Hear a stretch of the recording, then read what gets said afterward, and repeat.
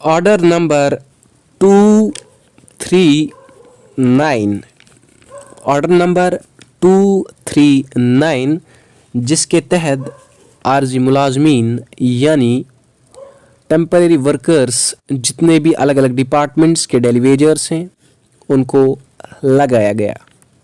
पहला पॉइंट, बहुत बहुत शुक्रिया आप सभी का ज्वाइन करने के लिए। मैं आसिफ नबी आपके साथ और आप देख रहे हैं वनीज़ एजुकेशन।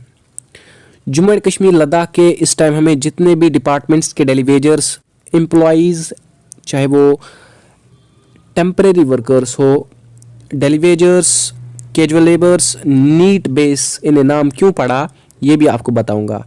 क्योंकि जो डेलीवेजर्स हैं काफ़ी अरसे से अपनी नौकरियां कर तो रहे हैं लेकिन 72 मंथ्स की यानी 72 months, it's not a joke, that means 72 months जो हैं ये कुल मिलाकर 550 करोड़ 72 मंथ्स की वेजेस पेंडिंग है। वो कितना सरकार के पास धनराशि है इन एम्प्लॉयज़ का, वो 550 करोड़ है।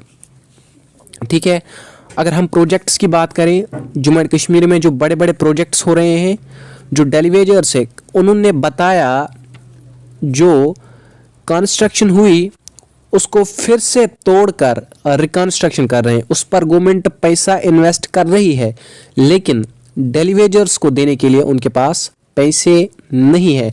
जो पैसे ये कंस्ट्रक्शन के ऊपर लगाते हैं, जो ये पैसे कंस्ट्रक्शन के ऊपर या कंस्ट्रक्शन तो हुई, कोई चीज़ हमने बनाया, कोई पुल हमने बनाया या कोई हमने डैम बनाया, उसके ऊपर इन्वेस्ट पैसा हो रहा है, उसके ऊपर पैसा आ रहा है गवर्नमेंट के पास, लेकिन जो डेलीवेजर्स हैं उनके लिए देने के लिए कुछ नहीं। ये मैं नहीं कह रहा, ये खुद डेलीवेजर्स ने इंटरव्यू में कहा। वो इंटरव्यू भी आपको सुनाऊंगा, लेकिन हमारे साथ रविंदर सिंह ताजी हैं जो ये बता रहे हैं कि आज उन्होंने प्रोटेस्ट किया डोगरा चौक के अंदर, जम्मू के अंदर, और उन्होंने बताया 7 मंथ से हम प्रोटेस्ट कर रहे हैं, सरकार के पास हमारी पेंडिंग वेजेस हैं, उनके लिए हमारे लिए पॉलिसी नहीं है, और हम जो डेलीवेजर्स हैं हमको लगाया गया 239 ऑर्डर के तहत, ना तो हम बैकडोर एंट्री है, और जैसा यहाँ पर 3 कैबिनेट मीटिंगें हुई, उस मीटिंग में डिपार्टमेंट्स के जो मुलाजमीन हैं उनको ये बताया गया कि आप बैकडोर एंट्री नहीं है, आपकी जो मांगे हैं वो जायज़ है। ठीक है, जब डेलीवेजर्स की मांगे जायज़ है तो उनको रेगुलराइजेशन क्यों नहीं दी जा रही? चाहे SRO 64 के तहत डेलीवेजर्स की मांग SRO 64 के तहत है, लेकिन अगर हम SRO 520 की भी बात करें उसके तहत भी उनको कोई भी पॉलिसी नहीं दी गई। और उन्होंने ये भी बताया जो हाई कोर्ट के डेलीवेजर्स हैं उनको परमानेंट किया, पहली बात। म्यूनसिपैलिटी के जो डेलीवेजर्स हैं उनको रेगुलर किया, PDD के जो डेलीवेजर्स हैं उनको भी रेगुलर किया। ठीक है, पहले हाई कोर्ट के मुलाजमीन को मुस्तकिल कर दिया गया, उसके बाद म्यूनसिपैलिटी के मुलाजमीन को भी मुस्तकिल कर दिया, लेकिन उसके बाद PDD के जो डेलीवेजर्स हैं उनको भी मुस्तकिल कर दिया। लेकिन जो बाकी रिमेनिंग डिपार्टमेंट्स के डेलीवेजर्स हैं उनके लिए कोई पॉलिसी क्यों नहीं है?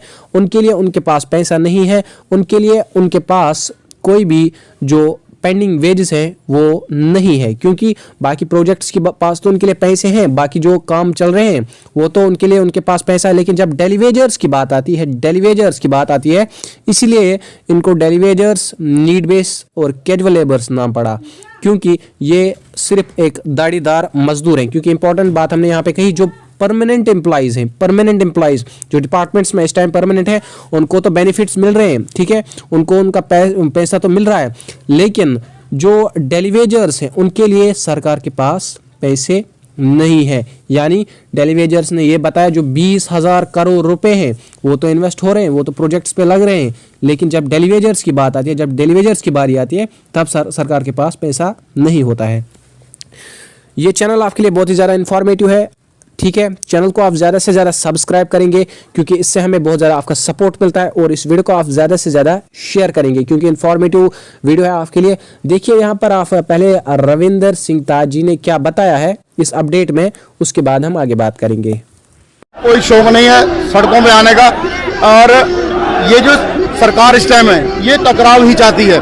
हम पिछले 7 महीने 20 दिन से पीसफुल मैनर पे चल रही है। ये पहली ऐसी एजुटेशन है जिसने सरकार से पैसा लेना है। ये पहली ऐसी एजुटेशन है कि जो सरकार को ये कहती है हमारा पेंडिंग दे दो, हमारा 20-22 साल का पीएफ दे दो, हम अपने घर जाने को तैयार हैं, आप ये सिस्टम चलाओ। लेकिन ये निकालेंगे नहीं और हमें देंगे कुछ नहीं, मारेंगे भी और रोने नहीं देंगे। अब ये सिलसिला चलेगा नहीं। बगैर पॉलिसी घर वापसी नहीं है। हम लोग अपने मान सम्मान की लड़ाई लड़ रहे हैं। हम कोई इनसे भीख थोड़ी मांग रहे हैं। हम कहते हैं हमारा हक है ये। अगर आप लोग यूटी बनने के बाद परमानेंट एम्प्लॉयज को 2017 में उनकी क्या पे थी, आज वो कहाँ है? परमानेंट एम्प्लॉय को सारे बेनिफिट। और ये जहाँ आप देख रहे हो ना, जहाँ खड़े हो, ये डोगरा चौक में, ये देखो पिलरों के ऊपर बड़े बड़े प्लांट लगाए गए। पैराफिट जम्मू शहर के उखाड़ के उन पर नई टाइलें दोबारा लगाई गई हैं। कोई पैराफिट खराब नहीं थे, उनको जेसीबी से तोड़ा जा रहा है। क्यों तोड़ा जा रहा है? अगर वो ठीक है उनको क्यों तोड़ा जा रहा है? वो पैसा वहाँ वेस्ट क्यों किया जा रहा है? हमें दे वो पैसा। पीएम साहब जब आए 24 अप्रैल 2022 को, हमें ये उम्मीद थी कि 20-22 करोड़ का 1000 करोड़ प्रोजेक्ट लॉन्च कर रहे हैं। शायद इन गरीब टेलीविजनों के लिए भी कुछ देंगे कि जैसे वो गरीब कंट्रियों को देते हैं, श्रीलंका को दे रहे हैं, बाकी कंट्रियों को 500 करोड़ 1000 करोड़, हमें भी दे दो। हमारा कसूर क्या है? और जो हमारी पेंडिंग है ये मार्च 2015 के बाद की है। बीजेपी के नेता जो बड़े चैंपियन बनते हैं कि जम्मू से भेदभाव खत्म करेंगे, ये भेदभाव का नतीजा है आज हर एक डिपार्टमेंट सड़कों पे है। हमें क्या शौक है?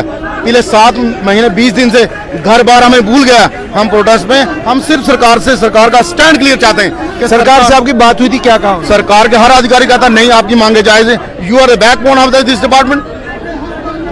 उसके बाद we are you are advocate. हम आपकी पिचिंग कर रहे हैं, हम आपका ब्रिज बनेंगे, हम आपके लिए हर चीज संभव चीज करेंगे।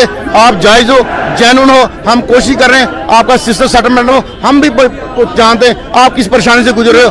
9000 में गुजारा नहीं होता। ये जितनी बातें हम बोलते हो उससे ज्यादा वो सुनाते हैं हमें कि इनको पैसिफाई करके इनको ठंडा करके भेजो। लेकिन हमने उनको सीधा कहा था 22 दिसंबर को डिप्टी साहब को कहा था, सर हमें आपकी हमदर्दी नहीं चाहिए, आप हम पे सख्त एक्शन कीजिए, सबको निकलवा दीजिए। लेकिन पहले हमारा पेंडिंग 550 करोड़ के करीब जो सरकार के पास है, 72 महीने का पेंडिंग, वो दे दीजिए।